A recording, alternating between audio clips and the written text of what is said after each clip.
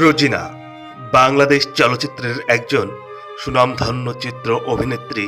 রোজিনা, যিনি চলচ্চিত্রে আসার আগে ঢাকায় মঞ্চ নাটক করতেন, তখন তিনি বেশ কিছু চলচ্চিত্র বিজ্ঞাপনও করেছেন। রোজিনা বাংলাদেশের রাজবাড়ী গোয়ালন্দতে 1995 সালে জন্মগ্রহণ করেন। বর্তমান বাসস্থান ঢাকায়। রোজিনা, যার প্রকৃত নাম রেনু।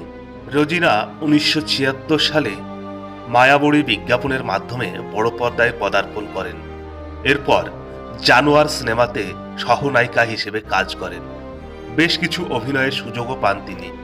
এরপর তিনি এফ কবির পরিচালিত রাজমহল সিনেমার মাধ্যমে একক নায়িকা হিসেবে কাজের সুযোগ পান।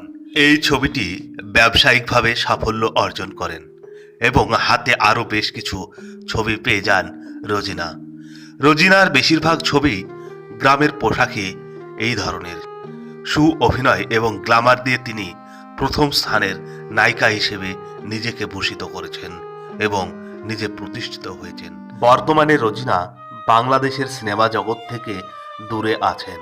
1980 সালে রোজিনা কসাই ছবির জন্য জাতীয় পর্যায়ে শ্রেষ্ঠ জাতীয় চলচ্চিত্র পুরস্কার অর্জন করেন। এরপর 1988 সালে তিনি জাতীয় চলচ্চিত্র পুরস্কার শ্রেষ্ঠ অভিনেত্রী হিসেবে আবারও অর্জন করেন জীবনধারা ছবির জন্য। বর্তমানে এই অভিনেত্রী ভারতের কলকাতায় বসবাস করেন।